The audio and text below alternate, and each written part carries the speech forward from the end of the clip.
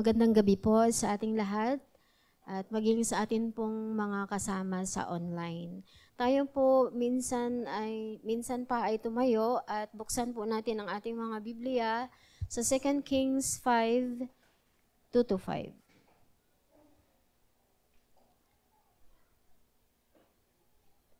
Amen. Ang babasahin po natin na sabay-sabay ay yun pong sa verse 2 and 3. Amen. Nandyan na po. 2 Kings 5, 2 and 3 ang ating babasahin. At this time, Aramean raiders had invaded the land of Israel, and among their captives was a young girl and had been given to Naaman's wife as a maid. One day, the girl said to her mistress, "I wish my master would go to see the prophet in Samaria. He would heal him of his leprosy." Ang Diyos po ang magpala sa pagkabasa ng kanyang buhay at banal na salita. Tayo po ay saglit na manalangin. Panginoon, pinasasalamatan ka na po namin for your word sa gabi na ito. O Father God, pangunahan po kami ng inyong banal na Espiritu. Sa pangalan ng aming Panginoong Jesus. Amen. Makakaupo na po tayong lahat. Yan. Noong isang linggo po ay napakinggan po natin ang preaching po na ito.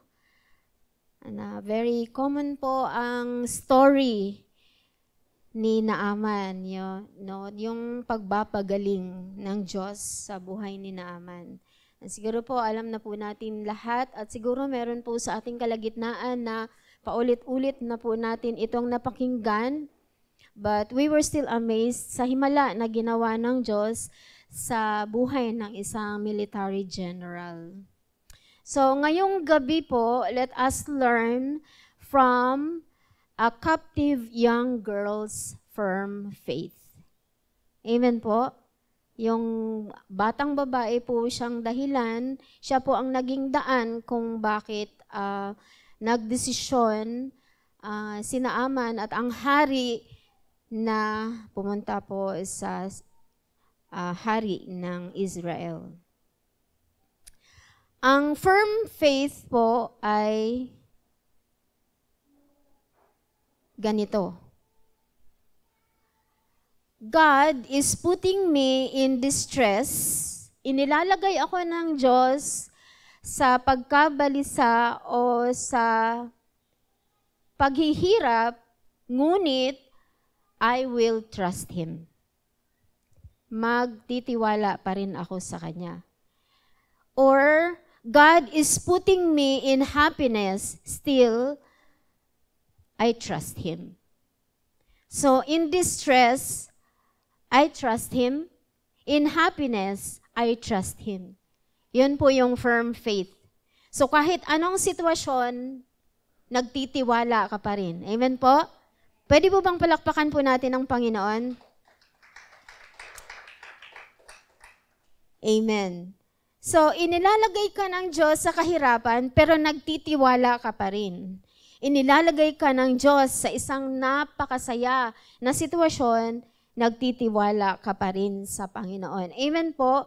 Matibay na pananampalataya. So from this scripture po, mula po doon sa buhay ng isang batang babae, meron po tayong makikita po natin yung itsura ng isang tao, whether bata or matanda, na merong matibay na pananampalataya. So a person with firm faith is confident. Amen po.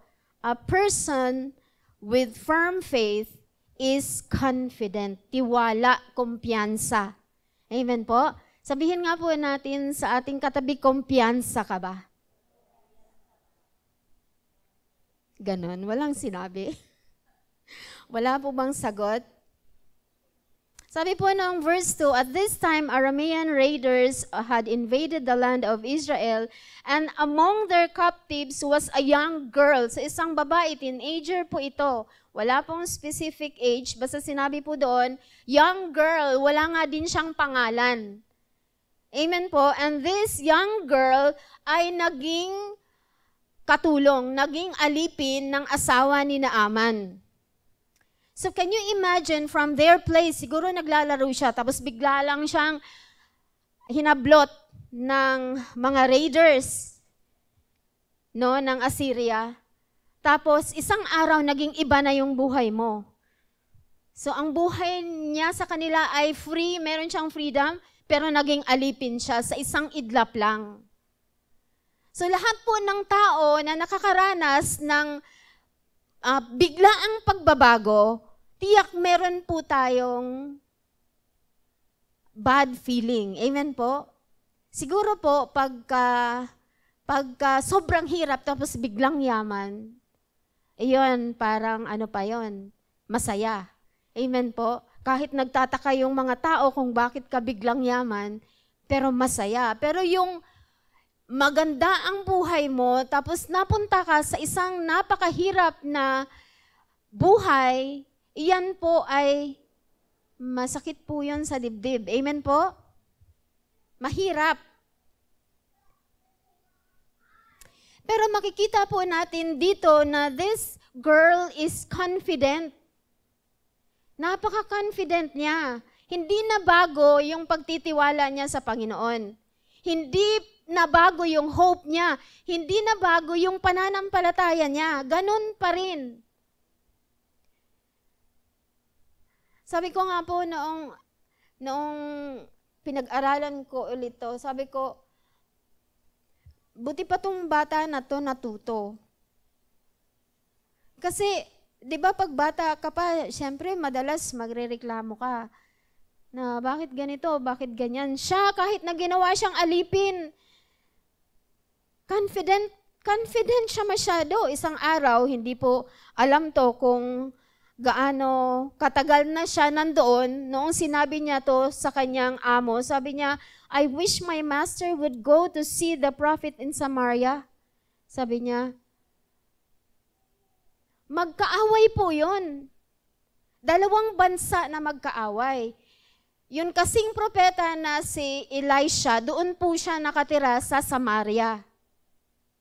Sabi niya, kung pupuntahan yung aming propeta sa Samaria, tiyak yun, pagagalingin siya. Kasi naawa siya doon sa amo niya na nahihirapan. May tinatago. Kasi kung sa Israel yun, isolated na siya. Pero siya, nakakasama pa rin niya yung ibang mga sundalo kasi isa siyang general. Pero pag uwi niya sa kanila, hindi siya masaya. Siya ay isang napakalungkot na tao kahit siya pa yung the best na general na mahal ng hari nila sa Aram. So, very confident. Ako po, kahit na palagi po kaming nag-share, meron po talagang mga lugar, mga tao na hindi talaga ako ganun ka-confident na mag-share. Kaya lang ako nagiging confident. Una, syempre alam ko merong gagawin ang Diyos. Pangalawa, meron akong mga kasama. Amen po. Alam ko na yung mga kasama ko, nandiyan, support. Kaya lumalakas ang loob ko na sinasabi ko kung ano yung miracle. Meron akong kasama na mag-agree na ang Diyos ko ay mabuti, na ang Diyos ko ay provider, na ang Diyos ko ay mahimalang Diyos, na ang Diyos ko ay totoo at dakilang Diyos. Meron akong kasama na mag-agree doon sa sinabi ko na ang Diyos na pinaniniwalaan ko ay dakilang Diyos. Ang batang ito, solo flight, doon sa enemy country, doon pa sa asawa ng general siya naging alipin. Amen po? But she is very confident. Gaano po ba tayo ka-confident na ipagmalaki po natin ang ating pananampalataya? Gaano po tayo ka-confident na sabihin na ako ay Kristiyano? Na ako ay member ng Jesus Reigns Ministries? Gaano po tayo ka-confident? Ano po bang meron ang batang ito? Kaya meron po akong banal na pagkainggit sa kanya. Alam niyo po ba kung bakit? Doon sa lugar na yon, wala siyang kahit ano. Amen po. Wala siyang power. Powerless siya para sabihin niya doon sa asawa ng general na yung Diyos niya sa pangunguna ng propeta Elisha ay Diyos na nagpapagaling. Amen po. Posisyon wala. Alipin nga po siya eh. Kahit sarili niya, hindi niya pagmamayari. Pagmamayari na yon ng asawa ni Naaman. Captive. She is a captive. Tayo hindi naman po captive. Amen po. Meron naman po tayong power. Wala siyang ari-arian, wala siyang possession sa lugar po na yon. Katulad nga ng sinabi ko kanina, alipin lang siya. Ano yung meron siya? Nagganon na lang siya ka-confident. Una, positive attitude. Meron siyang positive attitude. Sabi po ni Clement Stone, ito po ay isa sa kanyang mga quote at alam ko po na marami po ang nakakaalam sa quote po na ito. Sabi niya, there is a little difference in people. Maliit lang daw ang diferensya ng bawat tao, but that little difference makes a big difference. Ngunit yung maliit na pagkakaiba na yon ay nakakagawa ng isang malaking pagkakaiba. The little difference is attitude, pag-uugali. The big difference is whether it is positive or negative.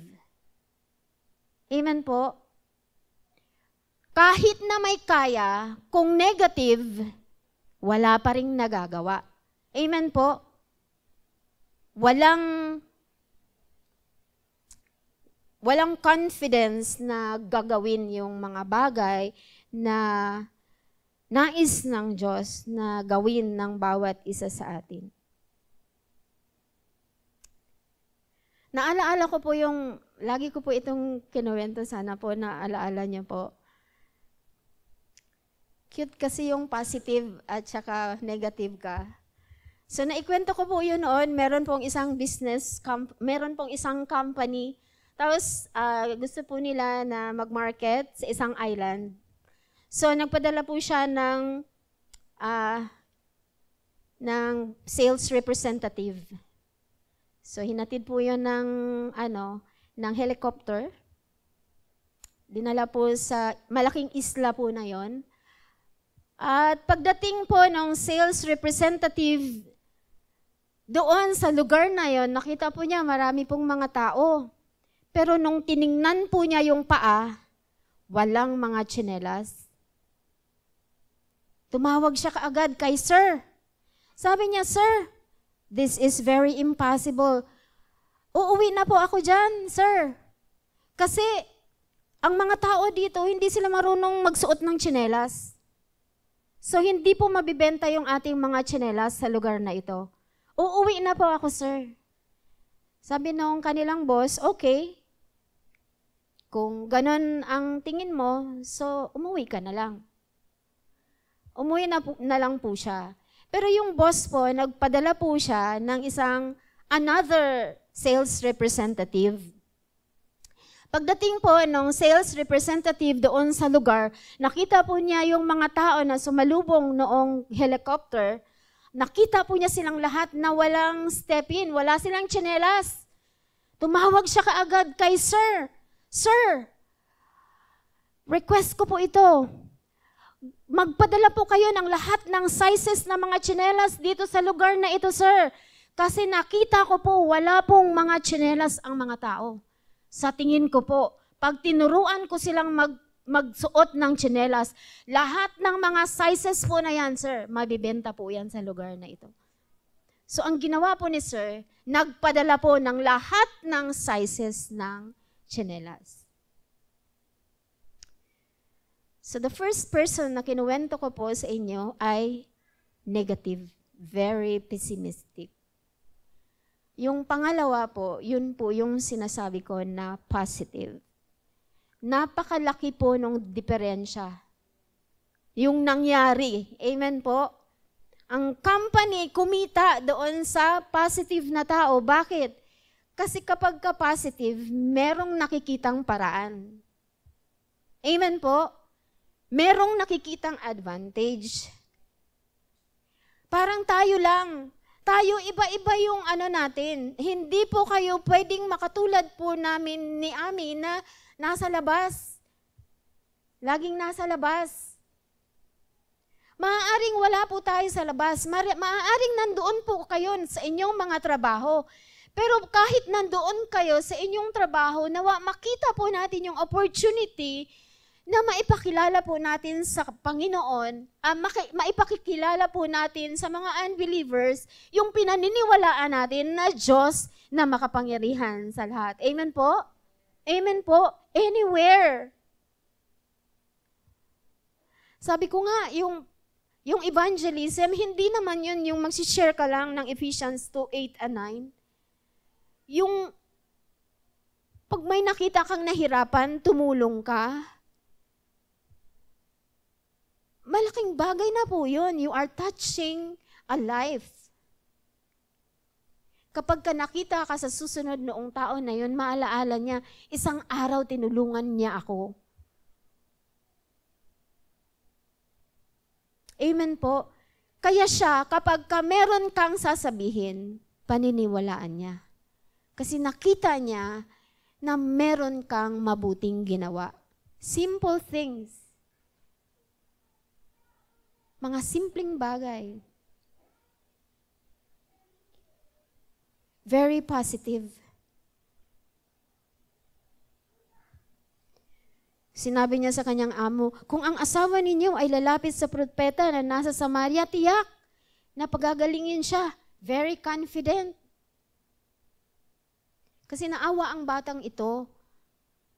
Kasi iniisip siguro niya sa amin to, wala na to, in-isolate na to. Hindi na to pwedeng makisalamuha sa iba.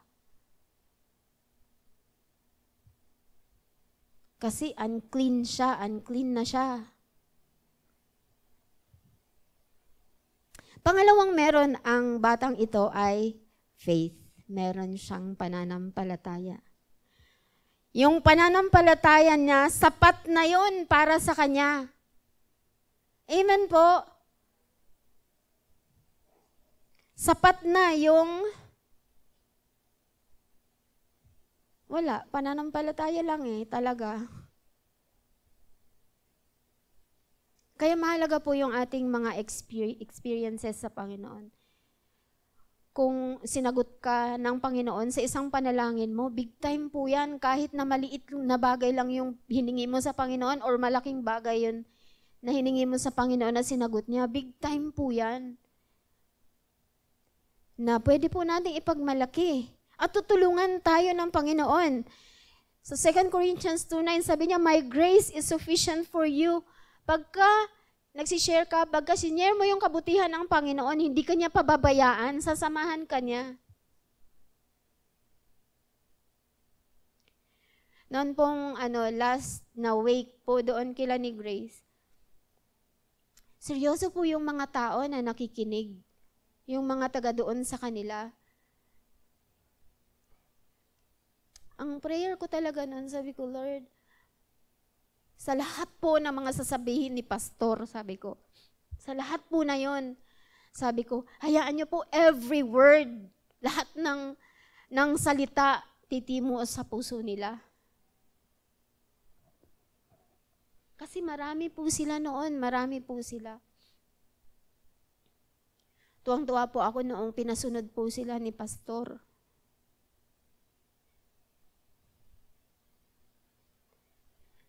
Parang, ang saya-saya ko na, alam niyo po, mahirap po kasi, although numbers game lang po yan.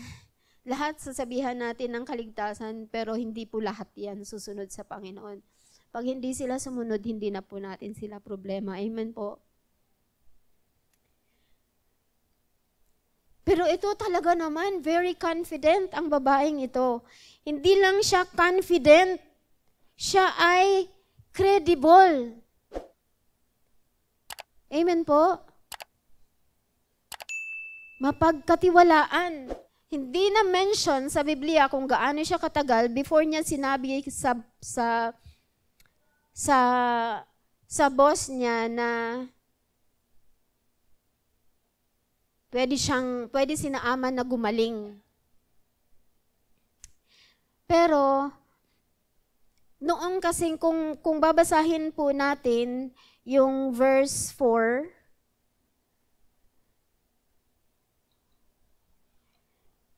sabi po ng verse 4, so Naaman, sabi niya, he would heal him of his leprosy, sabi noong batang babae. Sa verse 4, sabi niya, so Naaman told the king what the young girl from Israel had said. Sinabi nung batang babae doon sa asawa ni Naaman, sinabi naman noong asawa ni Naaman, kay Naaman, si Naaman naniwala, walang pagdadalawang isip, sinabi sa hari. Kaya ang hari, gumawa siya ng letter. Kanino naka-address? Sa hari ng Israel. Amen po, dalawang magkaaway. Pagalingin mo si Naaman, general ko yan. But she was pinaniwalaan siya eh. Amen po? Ako inaamin ko po sa inyo na hindi po ako sure na 100% pinaniniwalaan po ako ng kausap ko. Hindi ko alam kung 95% ang pinaniwalaan. Pero itong bata na ito, naniniwala. Without question, sinabi ng alipin. So tayo, kahit ano pa yung kalagayan natin, dati insecure ako, sabi ko, kung mayaman lang ako, papasukin ko na tong mga mayayaman dito. Hindi pala dapat ganon. Lahat sila merong chance na malaman ang kaligtasan, so whether mahirap sila or mayaman, si Sharon talaga. Amen po? Kasi iyon ay salita ng Diyos. Kaya maniwala sila at hindi, ang importante, pinaalam natin sa kanila. Amen po? Ang babaeng ito, hindi po siya magkakaroon ng tapang na magsalita kung hindi siya pinagkatiwalaan noong boss niya na asawa ni Naaman. Amen po? Siguro noong nagtrabaho siya doon, she was faithful to do her best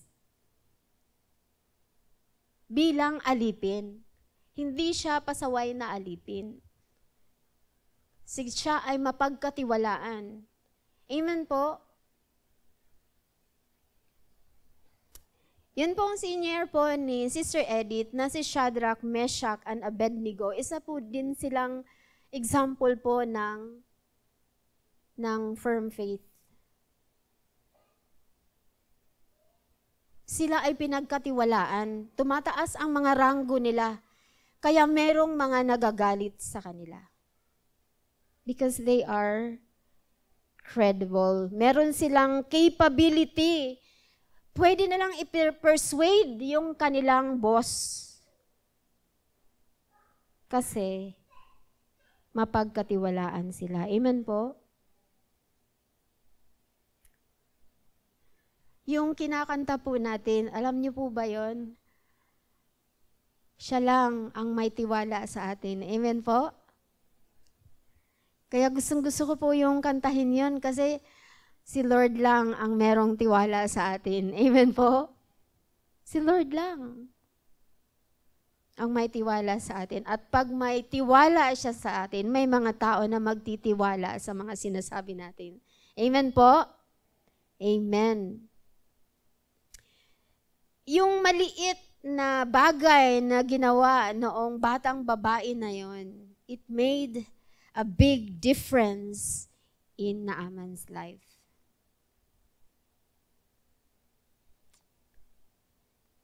So, maaari ka rin gumawa ng pagkakaiba.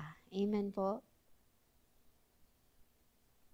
Yung mahilig mag-TikTok.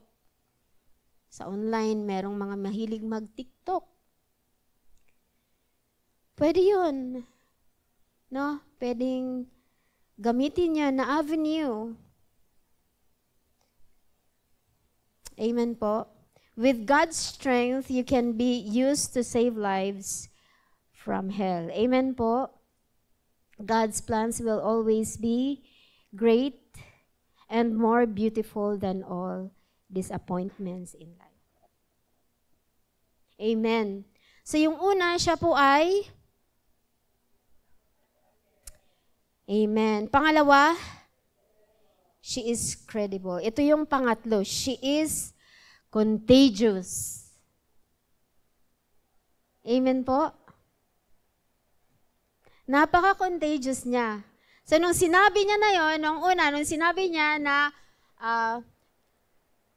pagpumunta lang sa Samaria, doon sa Samaria, yung propeta ay nagpapagaling, yung Diyos ng propeta. At dahil pinaniniwalaan siya, so gumawa ng letter ang hari para sa hari. So, yung hari po ng Israel,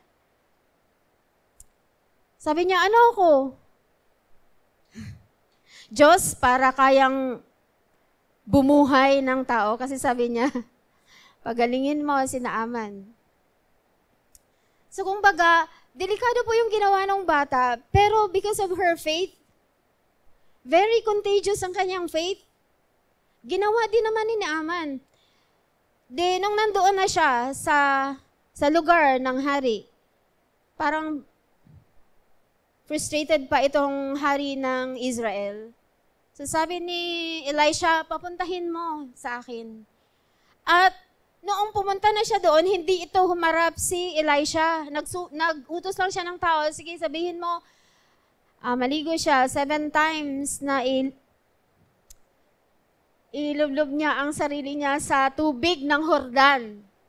Amen po? Maraming mga malinis na ilog, pero doon pa siya sa maruming Jordan. So, sobra nagre-react itong si Naaman. No? Galit na galit, pero sumunod din naman. So, in other words, gumaling siya. Bakit contagious ang batang babae na ito? Sabi ni Naaman, now I know that there is no God in all the world except in Israel. Siya mismo, napatunayan niya na makapangyarihan ang Diyos ng mga Israelita. Kasi gumaling siya. Na-impluwensyahan ng pananampalataya ng isang batang babae ang isang general. And they believe the power of the God of Israel. Amen po. Naniniwala sila sa kapangyarihan ng Diyos na buhay ng Israel.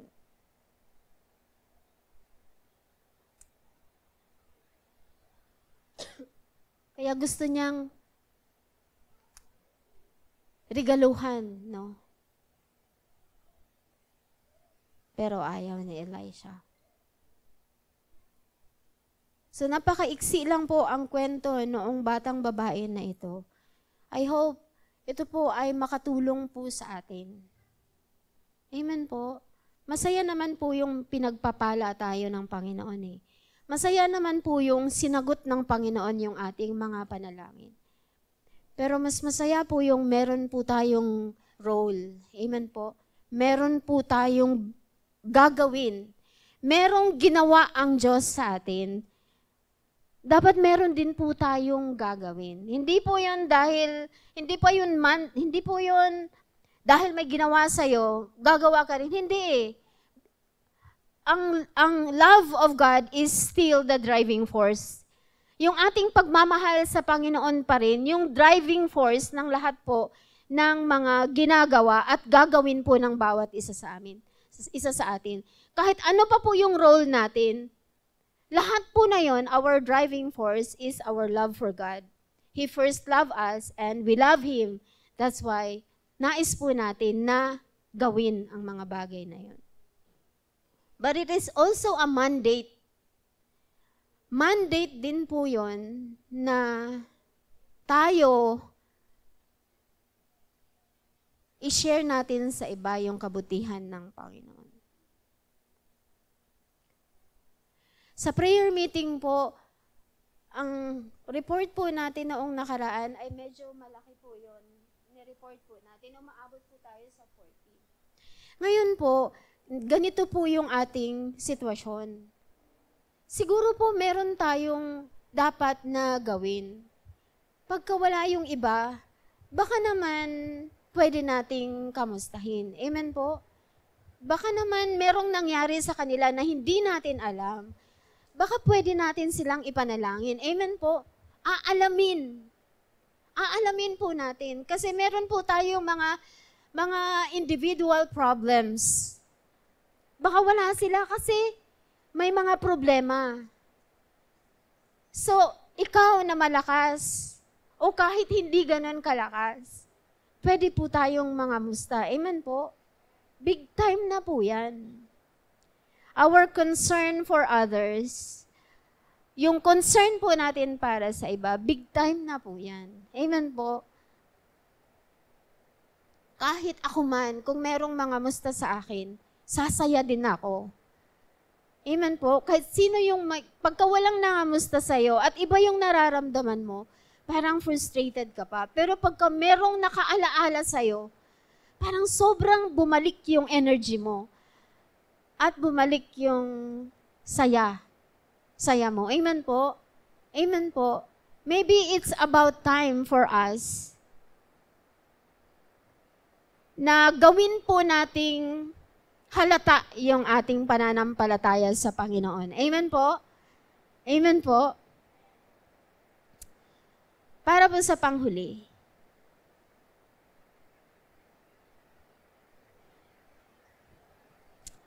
Yung pangalawa po ang gusto kong basahin. Let others know about your faith. Be confident, be credible, and be contagious. Making confident po tayo sa pagkakakilala natin sa Panginoon. At maging mapagkatiwalaan. At hindi po sana tayo ang maimpluwensyahan. Hindi po tayo ang mahahawahan, kundi tayo po ang manghahawa sa iba sa ating pananampalataya. Amen po? Amen po? So that a lot will be saved. And a lot will be inspired upang maglingkod sa Panginoon. Amen po? Tayo pong lahat ay yumuko at pumikit at tayo po ay manalangin. Hallelujah. Hallelujah.